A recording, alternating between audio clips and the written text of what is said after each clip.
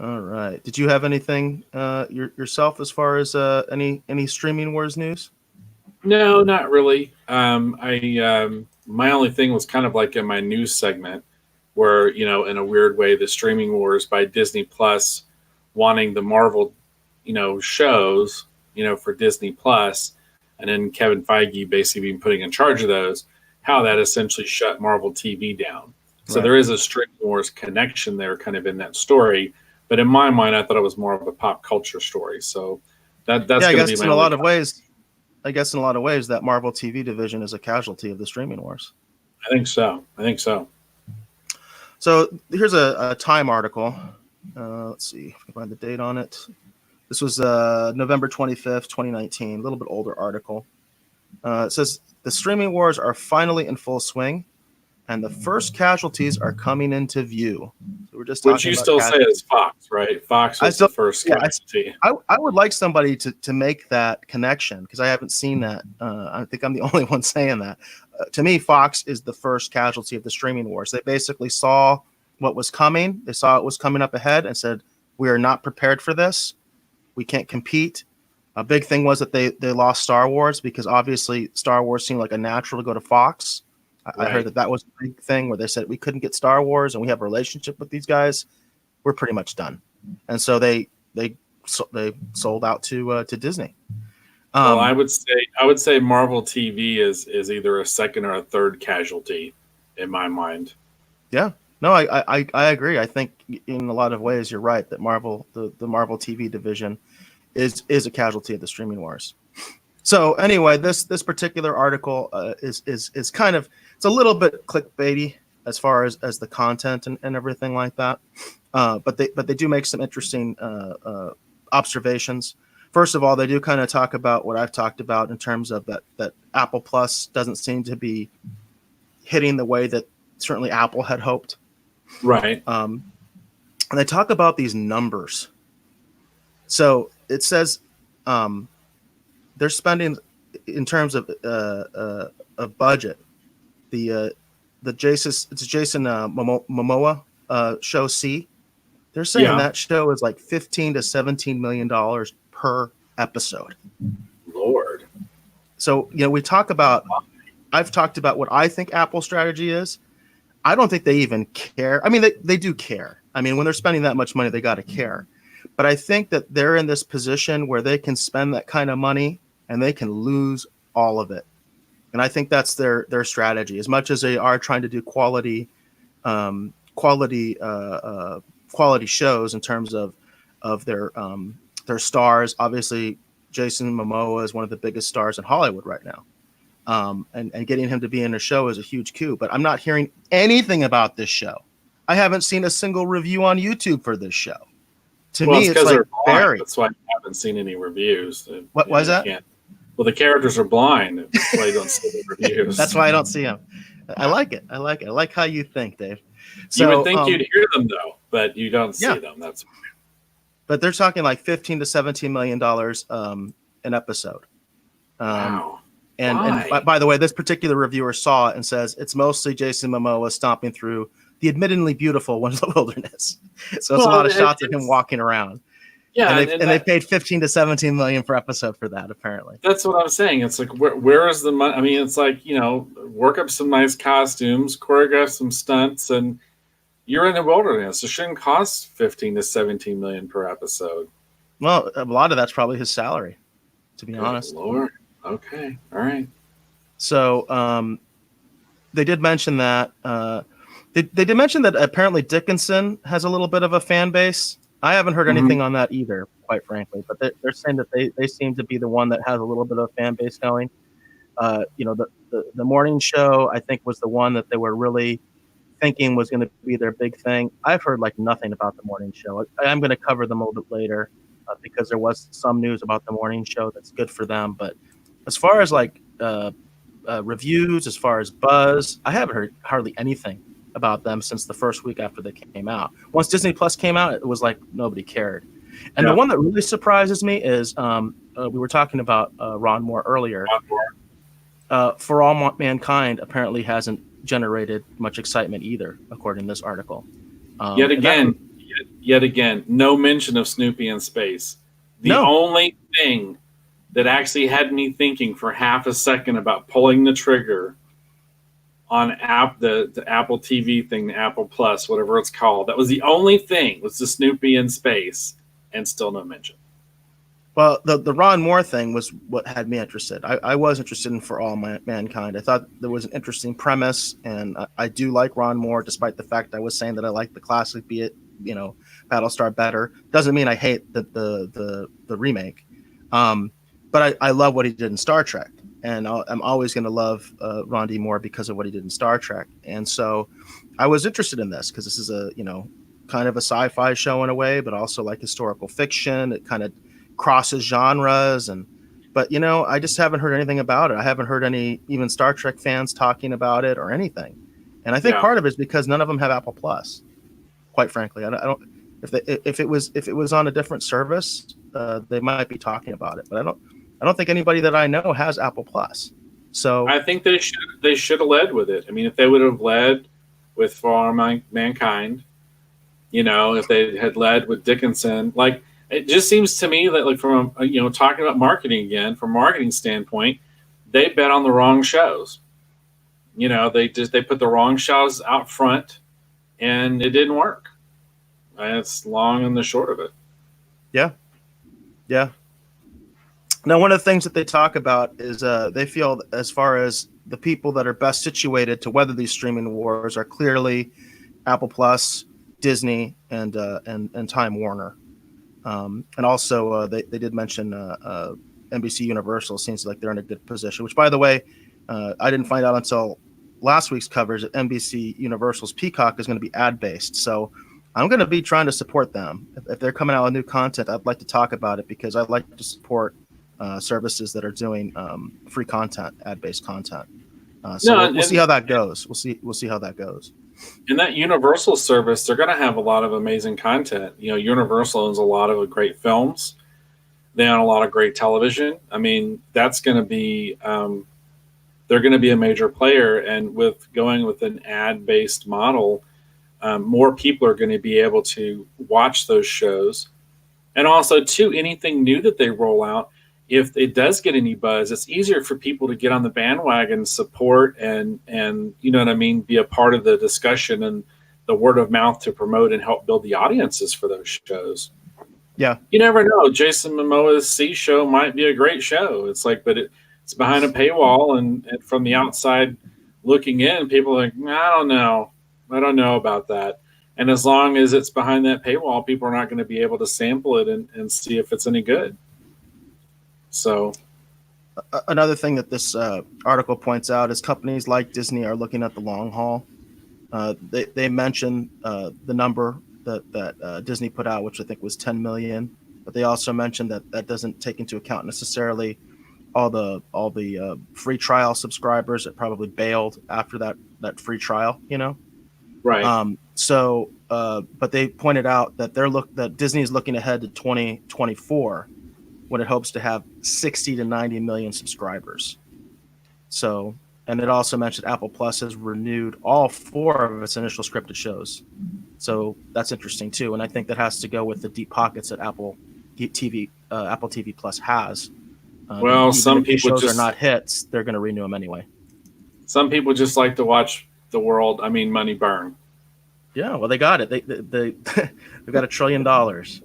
That's how much money Apple has. So they got to write it off some way. They are flush with cash. Yeah, actually, that's a good way of looking at it too. If you have some losers, that can actually help their bottom line. So let's see here. One thing they also talked about, besides these big players, are some of these smaller players that they're a little bit worried about how they're going to fit in, and also about how this is going to affect content. Because let's see, they get down to, like, they talk about Stars and Discovery because they have streaming apps as well. In fact, Stars is actually available at a discount when you sign up for Disney Plus. I noticed that they had a discount for Stars. But a lot of these sites, they're saying, are kind of struggling. You've got things like Acorn TV, BritBox, AMC Networks itself, which of course they're saying that their biggest draw really is The Walking Dead. but they do a lot of what this reviewer considers really, really cool content. You know, they point out Breaking Bad, Mad Men, Better Call Saul, Killing Eve, numerous other shows I'm personally not into, but I'm aware of them. And Well, it's like, Breaking Bad was a great show, Mad Men was a great show, Better Call Saul was a great show, Killing Eve was a great show. These are all great shows. So he's correct. Orphan Black's a great show. So I mean, um, yeah, but it just comes back to that thing. It's like you have to lead with content if you're going to be behind a paywall that compels people to pay. Um, let me go back to Crisis just real briefly.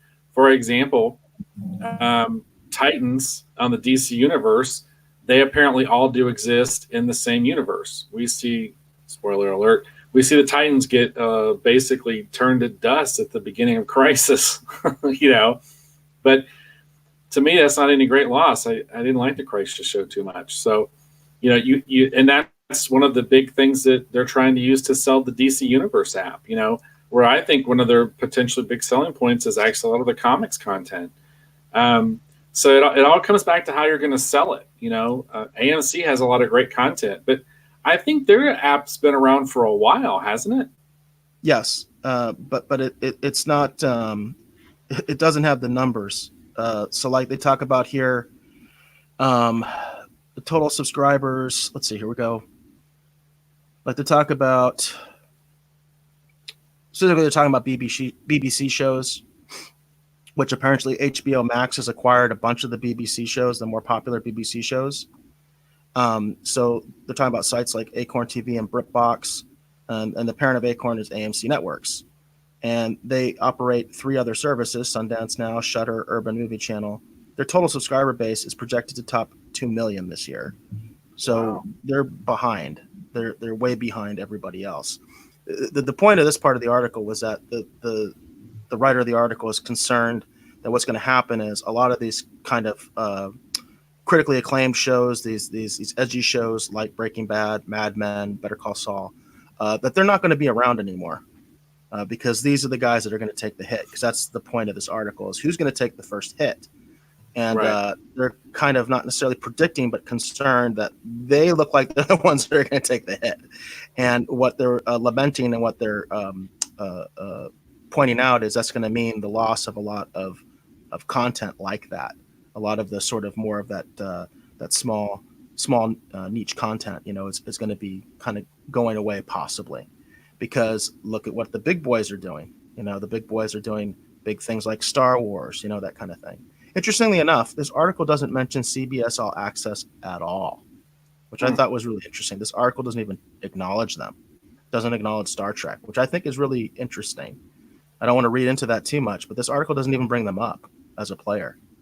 And that's really interesting to me. But they specifically talk about, with Apple, obviously they're getting big name talent. Disney is obviously putting their all their eggs into basically Marvel and Star Wars. They're using these big marquee names to get their channel going. So it's kind of interesting. So the bottom line is this going to make a lot of this other kind of content, some of the stuff that's a little bit more of a, like I said, a little bit more of a smaller audience, a little bit more daring, if you will, a little bit edgier, not like this big franchise type stuff. Are we going to see a lot of that go away? And will they ultimately be the first big casualty of the streaming wars? So that's basically the point of the article is they're concerned about a lot of these smaller channels and things like that that produce this kind of like more artsy kind of content that they're not going to make it. So we'll see if it becomes the case or not. And I see that, but along the same lines, there's a lot of other niches and things that need to be served. Like, for example, I've been enjoying Pluto TV, and the majority of what I'm using Pluto TV for is news. I couldn't find, like out of all these services that I have between Amazon Prime and Netflix and, CBS has news, but for some reason it's not. I don't know how to put it. It's not that the CBS news is bad. It's just their interface is confusing enough. I didn't realize there was a way I could easily stream the news. I thought I was just limited to live TV when it came to news. Um, and I just recently discovered it's like, oh, okay, well, the interface is a little bit different. I'm just confused by the interface. There is a way I can watch some of it, but it's still not the way I would like it presented, you know. But one of the things for Pluto TV for me is I've been able to get a lot of my news off of that. They have a lot of different news channels. I'm not, watching any other stuff on Pluto TV but news. So, for a good that's an area where any one of these services, if they could find a good solution for it, that's a niche that they could exploit. That's valuable. That people By the would way, definitely be Apple interested does in. Apple does have a news thing in that article. I didn't mention it, but in the article, it talks about how Apple's talking about bundling their news service with their Apple Plus, along Well, with here, there, they have another service too. I don't know if it's sports or something like that. Kind of similar, I guess, what Disney does. Although Disney doesn't have a news, they have Hulu and ESPN Plus that you can bundle together. But they specifically mentioned that Apple seems to be looking at that option because their news service hasn't been doing that well either, quite frankly. And they're thinking about bundling it with Apple Plus and one of their other services to kind of give it more of a, give it more of a, make it more appealing. That's the bottom line, right? well, see, there you go. It all goes back to that content that people are willing to pay for, and it's all about how you package it and how you market it. Yeah. And for me, when I look at all the different streaming services, I don't see a simple, in my mind anyway. Well, this service is going to be good for this and news. I can't think Right. of a single one of these. It's like this service is going to be great for this, but then also news. And that's kind of the thing I'm seeing. It's like, I know they're talking about, well, what about these great TV shows? But what about a simple way just to get the news? That's an important thing that seems Well, to be Dave, getting lost. Apple's working on it. Apple's working on it. So they're the Well, one that's actually doing that. Um, okay. and then I do want to say Here's the sad part. You were talking about Pluto TV. Yeah. I always like to give shout outs to free streaming services. Pluto TV is free. It's ad based. So definitely check it out. If you haven't checked it out already, I always like to give shout outs to those services because the paywall's always been a big thing for me ever since we started doing our streaming wars coverage. And I understand people they're not going to do any of this stuff because it's just too expensive for them. And they probably already have Netflix, quite frankly. So we'll see what happens with that. But yeah, I think you have a good point, and it's kind of funny to me that that's what Apple's thinking. So Apple's doing that. They're going to be apparently bundling their news with Apple Plus. So there's at least one service that's looking at doing that. And then speaking of Apple, I just wanted to give them a little bit of a shout out, but it's kind of interesting. The morning show did apparently get a Golden Globe nomination. There are people that are making a big deal about this because obviously you have HBO and Netflix get awards like crazy. They've been establishing themselves as a real force when it comes to all these different awards. And apparently this is the first time, obviously, Apple Plus has been nominated on one of their shows. So this is something that is obviously good for them in terms of attention and just sort of that, I guess, critical acclaim. Although, again, personally, I've heard almost nothing about the morning show. That week before Disney Plus came out, I was hearing stuff about the morning show. Right. That was the only Apple show I was hearing anything about. And then once Disney Plus came out, nothing. But apparently they did get a Golden Globe nomination, which I don't think The Mandalorian will. So that's something, right? Well, and see, for me, it's like the award-winning show that's good, that's on a streaming service. I just finished the third season of The Marvelous Ms. Maisel, which is on Amazon Prime, and that's a fantastic show. I felt like third season was good. I don't know if it was as strong as seasons 2 or the first one, but still a very, very great, well scripted television series. Very funny, incredibly well acted. Period. Takes place in the late 50s into the early 60s. Very interesting time period of to explore in terms of where America was, and they do a great job with it.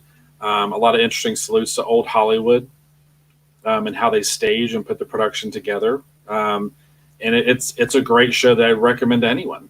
Um, you know, so I don't know. Yeah, it's like for me, it's because it's weird because I know for most people they hear me screaming about Crisis. It's like, oh, he likes superhero stuff. But I watch all kinds of stuff. I'm worried about how I'm going to get my news. I'm over here watching Miss Maisel. You know what I mean, or Mrs. Maisel. So it's like no one really fits into that real simple box. And at the end of the day, it's all about how you sell it and how you present it.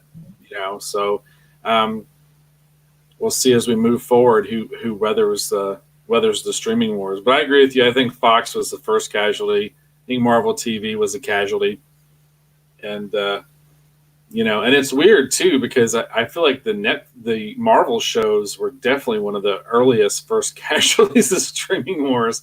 Because once they announced Disney Plus, all these great shows on Netflix, all of a sudden they all got canceled real darn quick. Every single one of them. So Yeah, that's true.